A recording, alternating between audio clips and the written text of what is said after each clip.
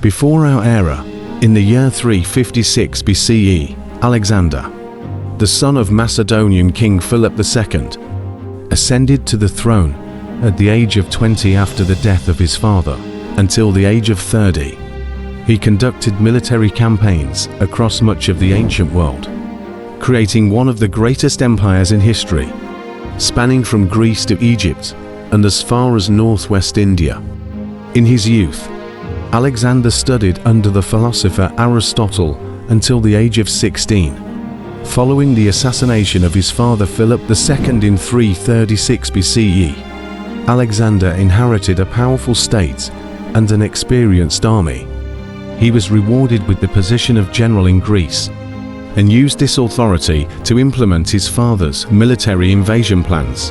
In 334 BCE, he invaded the Achaemenid Empire, controlling Anatolia, initiating a series of military operations that lasted for 10 years. Alexander decisively defeated the Persian forces, especially in the battles of Issus and Gaugamela, ultimately overthrowing the Persian ruler, the third Darius, and conquering the entire Persian Empire. Desiring to reach the end of the world and the Great Outer Sea, Alexander invaded India in 326 BCE, but his army's demands forced him to retreat. In 323 BCE, he died in the city of Babylon, where he intended to establish his capital, possibly to be followed by the conquest of Arabia. After his death, civil wars erupted, leading to the fragmentation of his empire. The Diadochi, Alexander's generals and successors, established and ruled various states in the years that followed. Alexander's legacy includes cultural diffusions, such as Greco-Buddhism. He founded approximately 20 cities, including Alexandria, which bore his name. Alexander's resettlement of Greek immigrants and the spread of Greek civilization in the East contributed to the creation of the Hellenistic civilization. The characteristics of this civilization, particularly the presence of Greek speakers in Central and Far Eastern Anatolia, persisted in the traditions of the Byzantine Empire until the mid-15th century and even continued until the 1920s. As a classical hero akin to Achilles, Alexander became a central figure in history and the legends of both Greek and non-Greek civilizations. Military leaders often compared themselves to Alexander, and his military tactics are still taught in military academies worldwide. Alongside his mentor Aristotle, Alexander is frequently ranked among the most influential individuals in history. His name is included in the list of the 100 most studied personalities in history. He conquered the world. Alexander was born in the ancient Greek city of Pella on the 6th day of the festival Hecatombaeon. Although the exact date is not known, his birth corresponds to July 20th, 356 BCE. He was the son of King Philip II of Macedonia and Olympias, the daughter of King Neoptolemus of Epirus. Despite Philip having 7 or 8 wives, Olympias was considered his principal wife for a period, possibly due to giving birth to Alexander. Numerous myths surround Alexander's birth and childhood. According to the ancient Greek biographer Plutarch, Olympias dreamt in the early days of her marriage to Philip that her womb was struck by a thunderbolt, causing a widespread fire that would not extinguish until it covered all directions. After some time, Philip reportedly saw himself in a dream placing a seal with the image of a lion on the infant's body. Plutarch provides various interpretations of these dreams. Olympias was already pregnant before her marriage, or Alexander's father was Zeus. Ancient commentators were divided on whether Olympias, known for her ambition, proclaimed Alexander's divine parentage herself or rejected such claims as sinful. On the day of Alexander's birth, Philip was preparing to besiege the city of Potidaea on the Chalcidian Peninsula. That same day, Philip received news that his general Parmenion had defeated the united Illyrian and Paeonian armies, and his horses had won at the Olympic Games. It is also said that on that day, one of the 7 wonders of the world, the Temple of Artemis in Ephesus, was set ablaze. The Greek historian Hegesias claimed that Artemis was absent because she was attending to Alexander's birth from afar, explaining the temple's burning. Such myths could have been propagated during Alexander's reign to emphasize his exceptional nature and to suggest that his greatness was destined from birth. In his early years, Alexander was raised by his aunt Lanique, the sister of the future General Clytus.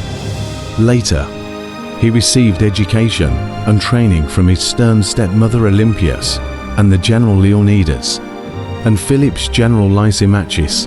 Alexander, like other Macedonian nobility, was raised to learn reading, playing the lyre, riding horses, fighting, and hunting. At the age of 10, Alexander received a horse from a Thessalian trader named Philip and was offered to sell it. For 13 talents, however, he refused to sell the horse, and instead, his father ordered the horse to be trained. Observing that Alexander was afraid of the horse's own shadow, Philip challenged him to tame it, which he succeeded in doing. Plutarch notes that, impressed by his son's displayed courage and ambition, Philip kissed him with tears in his eyes, saying, "My son, you must find a kingdom big enough for your ambitions. Macedonia is too small for you." Philip bought the horse for him, and Alexander named it Bucephalus, meaning ox head. Bucephalus carried Alexander as far as India, and when the animal died reportedly at the age of 30 according to Plutarch, Alexander named a city Bucephala in his honor. At the age of 13, Philip sought a tutor for Alexander. Considering scholars like Isocrates and Speusippus, Philip was offered the position of tutor to the latter, but he declined. Eventually, Aristotle was chosen as Alexander's tutor, and the Nymphaeum at Mieza was selected as the teaching location. Instead of receiving lessons, Alexander's father, Philip, undertook the task of rebuilding Aristotle's hometown, Stagira, by purchasing and freeing enslaved residents and pardoning those in exile. Mieza served as a boarding school for Alexander and the children of Macedonian nobility, including Ptolemy, Hephaestion, and Cassander. Many of these students became Alexander's close friends, and future generals, known as the Companions. Aristotle taught them subjects such as nature, philosophy, ethics, religion, logic, and art. During Aristotle's mentorship, Alexander developed a deep love for Homer's works, particularly the Iliad. Aristotle provided him with an annotated copy of the Iliad, and Alexander carried this copy with him during his military campaigns. At the age of 16, Aristotle's teachings for Alexander came to an end. While Philip was away leading a campaign against Byzantium, Thracian tribes, specifically the Medi tribe, rebelled in Macedonia.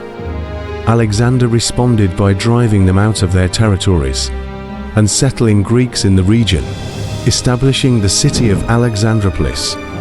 Upon Philip's return from the military expedition, he sent Alexander with a small force to suppress uprisings in southern Thrace. During a battle against the Greek city of Perinthus, Alexander reportedly saved his father's life. Subsequently, when managing the sacred lands near Delphi dedicated to Apollo, in the vicinity of the city of Amphissa, Philip's misconduct provided an opportunity for him to interfere in Greek affairs. While Philip was still engaged in Thrace, Alexander acted as if he were marching to Illyria to avoid the involvement of other Greek states. During this time, the Illyrians invaded Macedonia, but were defeated by Alexander. Philip and his army joined Alexander in the early 338 BCE, and they marched south after overcoming the stubborn resistance of the garrison at Phoeba and capturing Thermopylae. They invaded and occupied the city of Elatia, a few days' journey from Athens and Thebes. The Athenians and Thebans, led by Demosthenes, formed an alliance against Macedonia and voted in favor of supporting Phoebe. Athens and Philip sent envoys to Phoebe, but the peace proposal was rejected, leading to Athens' victory. Afterwards, Philip moved against Amphissa, allegedly acting on the advice of the Amphictyonic League. He seized the mercenaries sent by Demosthenes and accepted the city's surrender. Philip then returned to Elatia, where his peace offer was rejected once again.